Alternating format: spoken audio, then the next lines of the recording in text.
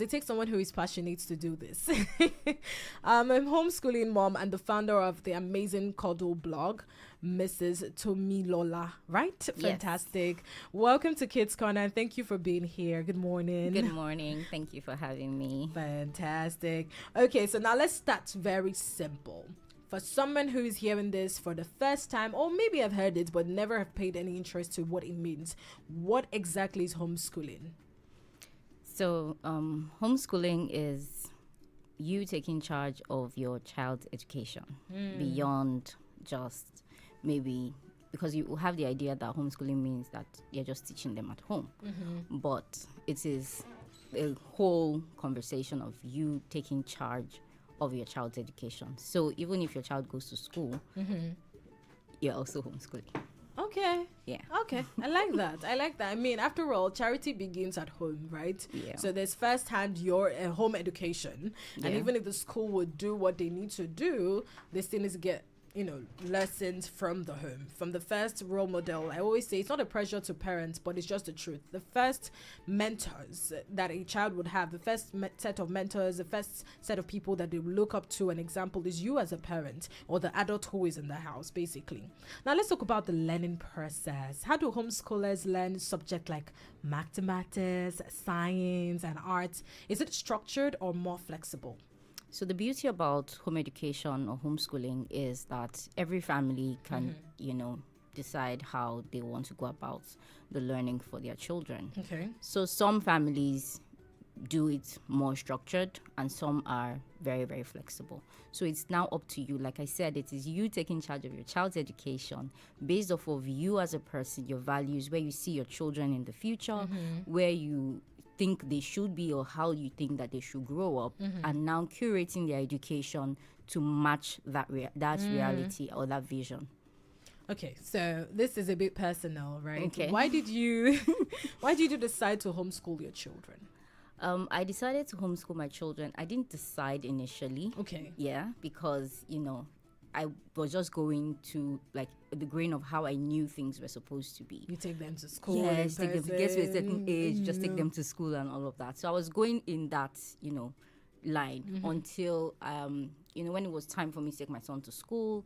And we went around the schools, close to our area, and we did not really find what we were looking for. And even though I knew that, okay, I want to take my son to school at the time, I was not a believer of putting my child in a car and 5 a.m. traffic, 6 a.m. traffic, a child that is barely 2 years old. I wasn't a believer in that. So I wanted somewhere that was a walking distance from my home, but I couldn't find, there are so many factors before you actually choose a school, and I wasn't satisfied. And then my husband was telling me about, he knows someone that homeschooled her 5 children. I was like, what's that? So I was like, yeah, okay, let me find out what this is about. And then my research and everything. So in my research, I found out that, okay, this is bigger than just saying, because in my mind it's like, what's the next thing? You do ABCs, you do 1, 2, 3, and then you just continue learning. So that was our first initial reason, because we did not like what we saw, and we did not believe that children should be stressed at a very young age. And when you now put children a certain age in school, whatever they tell you that happened is what happened. The child can't come back and say, this is exactly what happened. If you have a 7-year-old, of course, those ones can come back and tell you this. But if you have a 1-year-old, you have a 6-month-old, 1 year, 18 months, they probably won't be able to tell you exactly what happened. So those were our line of thoughts when we now decided. Then into the research, I learned a whole lot more things, and I was sold. Yeah, fantastic. I love that for you. So now let's talk about initially when you explained what homeschooling is, I think maybe you could have answered a bit of this question I'm about to ask, right? Homeschooling the same as just teaching your child at home, or is there more to it? Well, absolutely. There's absolutely more to it. You're trying to raise confident, wholesome, right, and lifelong learners. So there's definitely more to just teaching maths and English. It is raising the whole child. So whatever it entails to see a whole child, that is what it is entail. That's why I say that when your children don't have to necessarily just be home educating, but they are home educating from their parents. Okay, so now I'm not a parent yet, but Okay. I think that if I'm to speak for a parent who is listening, say, okay, now let's talk about social life.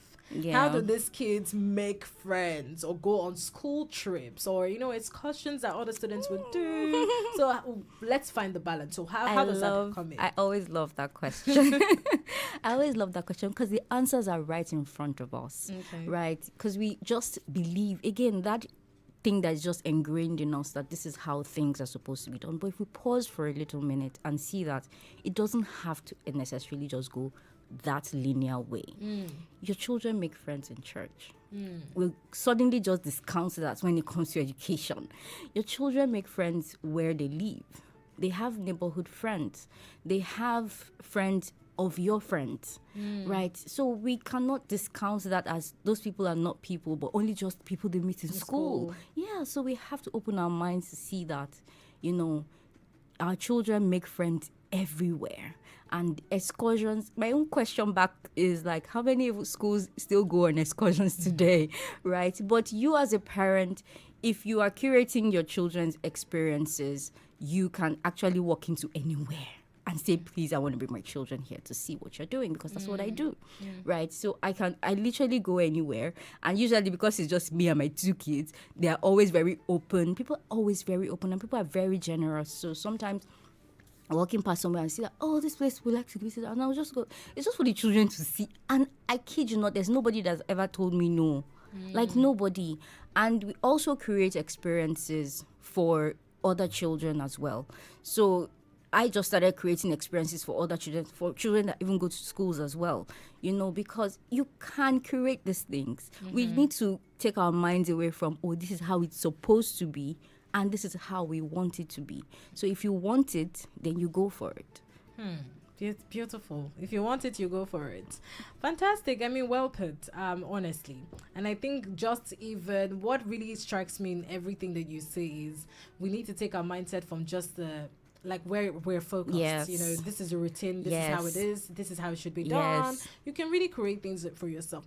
I do think that a battle that could be for some people is, because they're home, there's no discipline. If people are not disciplined to know that, it's a school, so still wake them up, still dress them up, still brush their teeth, still do the routine you would do if you were to take them out to school and all that. Well, we'll talk about that and more, so stick around, don't go anywhere, keep it locked here. It's still your one family, one radio, Super 92.7. And guess what, this next song I'm about to play for the kids, it's a party here at your super station. Keep it locked here, it's Kids Corner.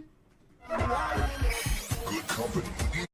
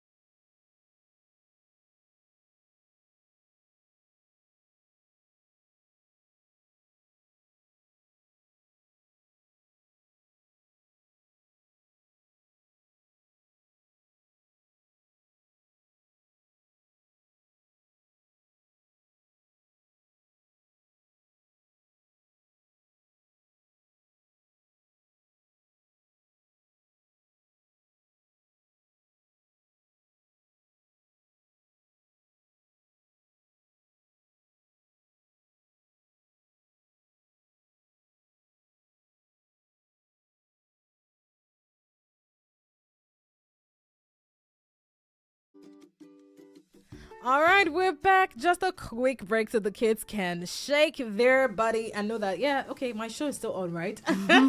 Because this is Kids Corner. It's a corner for the kids to have fun and just let them know that learning can be fun, especially on radio with your favorite radio auntie, Miss Sophia.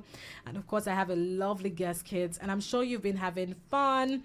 I was going to ask them that if you could design a school, what school would you want, kids? But hey, that's a conversation for mommy and daddy. So mommy and daddy, I hope you've been listening to the great conversation we've been having here with my lovely guest, Mrs. Tomilola, who is the founder of Cuddle Blog, and you also have a homeschooling as well. You run homeschooling here in Lagos. Beautiful. Now let's talk about tools and materials, if possible, tools and materials that parents need to start up, those who are interested or those who have been thinking about it, those who moved into a new place. Maybe they didn't start with homeschooling, but now they are somewhere where, like you said, there's so many factors to pick out for a school, that you need to choose for your children. So what are some things that they need or require in order to start up or set up, homeschooling?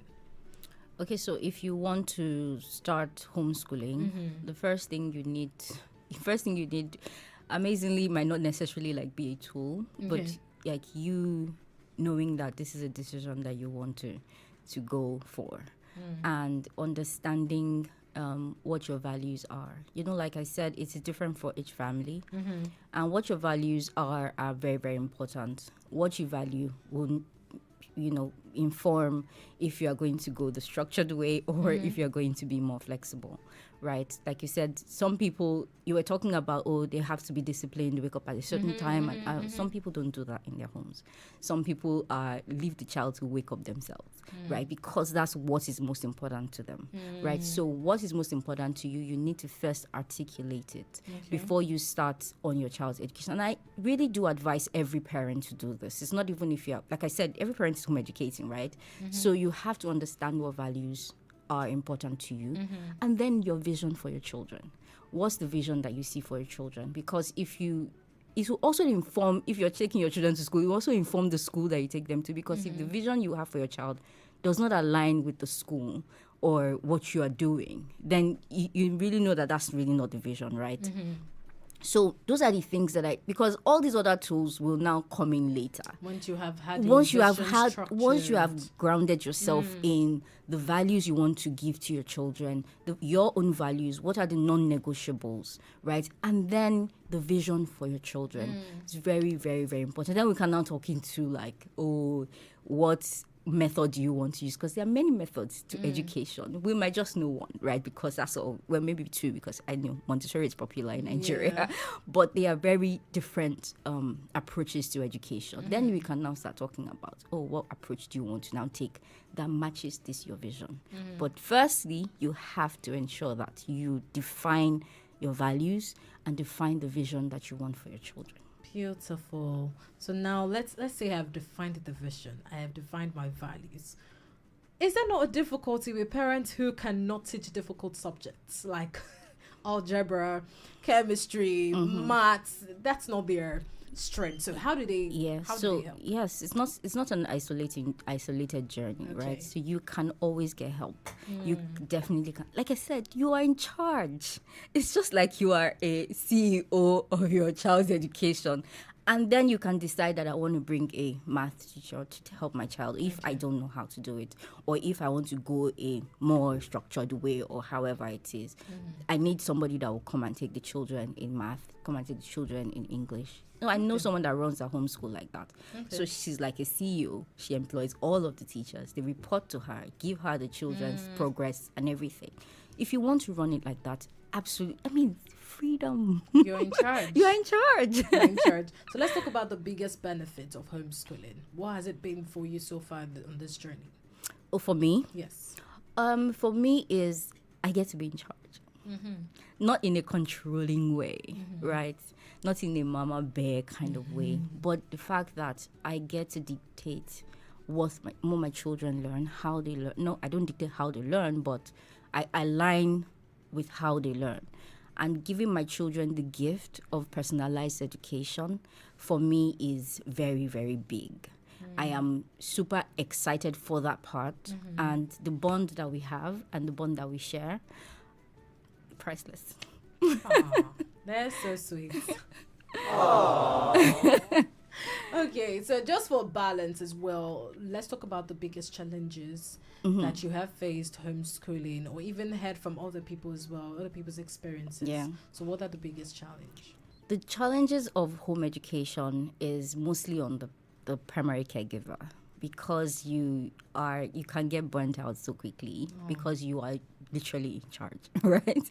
So understanding that this is a reality of home education where everything can get so overwhelming sometimes, and that's why even schools have breaks, right? So, and you get to take breaks as much as you want, however you want, and go back at it with more being rejuvenated, right? So that's one of my biggest challenges in terms of and sometimes some people deal with doubt. Some people deal with, oh, am I doing enough? Or am I doing this? Am I doing that? Understand that you are the best person. You are the best. I always say what you need the most when you want to educate is love for your child. If you have love for the child that you want to educate, you are just not going to leave them to just do whatever. You do the best you can do. You do the best for them. Yeah, so you can also put checks and balances in place to ensure that, okay, I'm doing my best by, getting external assessment sometimes, occasionally for your children. I have a benchmark of 5 years old. Once my children are 5, I get somebody to externally assess them to come check, okay, are we on track? Right? So you can put milestones like that for yourself as well, so that it's not just, okay, I'm so in love with this child so I can be biased, but somebody else will come and, tell you the truth about the reality of how their progress is going. Yeah. Fantastic. And finally, just because, of course, it's a kids show, on days when motivation is low, especially for the kids now, how do you keep homeschooling fun, creative, and enjoyable for your kids? Oh, we go out. Okay. We go out. We use the outdoors. And then, of course, my own homeschool is designed in a play-based way. Okay. So we can play games. And we can just whip up an activity that is just fun. Play with water, play with different things. Like my house sometimes when we are playing is always very fun, loud and everything. So yeah, that's how we... Well, except... that's what I'm saying when you say low in motivation in terms of, because when we are doing our activities, there's really no low in motivations because they're always very involved. They want to do their activities when it's play-based, but then we now infuse games as well. And then if it is like everybody's tapped out or we're tired, we go out. Okay. Fantastic. Thank you so much for sharing with us. Guys, by the way, I'm sure you enjoyed this, and hopefully we're going to have this as, a series, just so we can have deeper understanding. Now we've done the basics. Now we know what homeschooling is. Yeah. So thank you so much for sharing your journey and insight with us. I'm sure so many parents listening, they're bringing a sign of relief, and maybe feeling a little more curious and confident about homeschooling. And like I said, we're going to learn more. But of course, if you want to also learn more before we have our next week again, or when, as soon as possible, you can check out Cuddle blog and Instagram as well. And, just check her out, check out what she does, and you can reach out to her as well. Thank you so much, ma'am. Thank you for being with us. Do have a lovely weekend. And my love to your kids. Hopefully this week we can also have them being part of the show for the week. Like I told you, we're having, a fantastic time with the kids. Some kids are coming as well to just be here on the show. They're going to be the OAPs and we are their guests. Oh, really? So it's going to be fun. So we'll see how that week goes very well. But thank you so much for joining us and sharing your journey with us. All right, kids, when I come back, we'll be wrapping things up on Kids Corner. This is a goodbye and a wrap on the interview, but when I come back, we'll be wrapping things up on the show. So stick around, don't go anywhere. Keep it locked here. 92.7 is still Kids Corner.